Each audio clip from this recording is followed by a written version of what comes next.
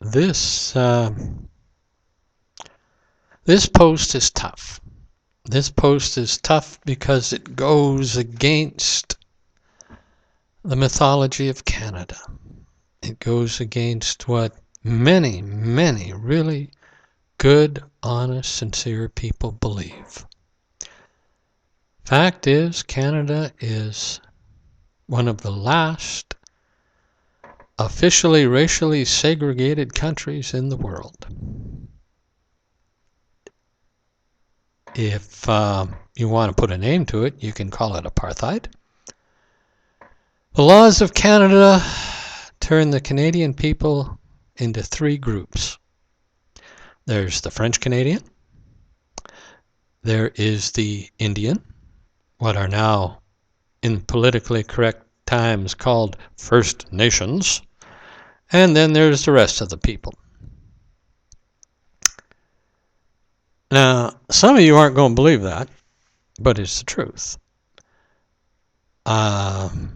If you think it's not true, go try to build a house on an Indian reserve if you happen to be a French Canadian or a non-native of any color or creed in Canada. You can't do it.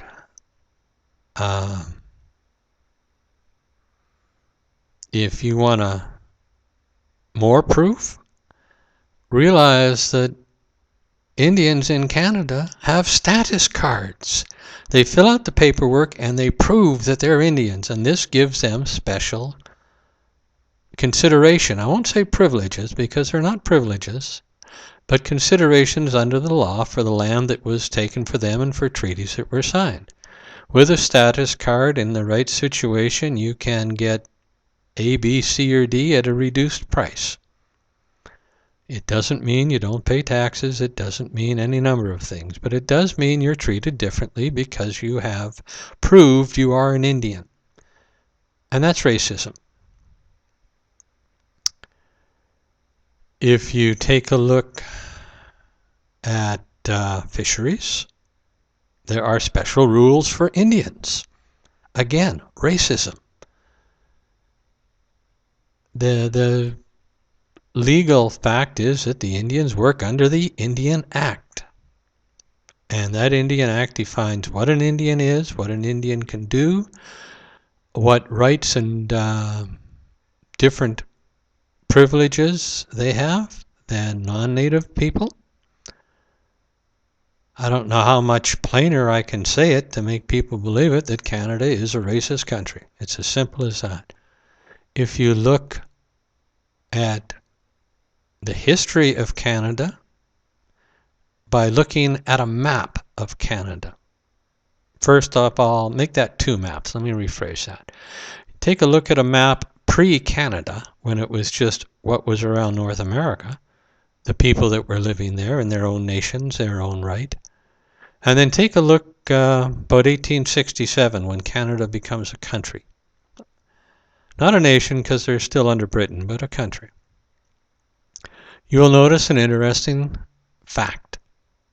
Many, not to say all, but many of the Indian reserves that are created well back of the borders, of the border between Canada and the States. They separate the natives so that they will not have a problem with them going back and forth and maybe joining the other side if there's a battle between the two countries. They ship them off. It's real. The pass that is the picture on this post was issued, I believe, in 1932, and if I recall the article properly, these passes, while never actually legal, were enforced until the 1940s in Canada. The 1940s is when my brother was born. It is when the people that adopted me into their family in the Haisla Nation were born. This isn't some ancient history. This is living history, people still alive today that had to get these passes to go out and get their meat, to go fishing, to go to town if they were going to be gone for a while.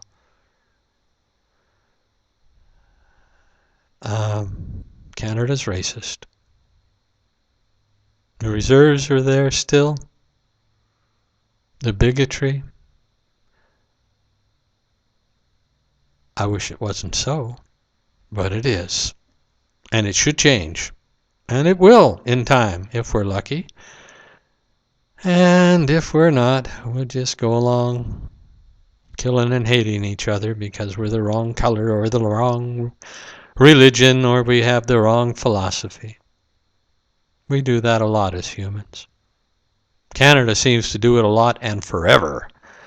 Maybe it's time to stop. Well, that's it.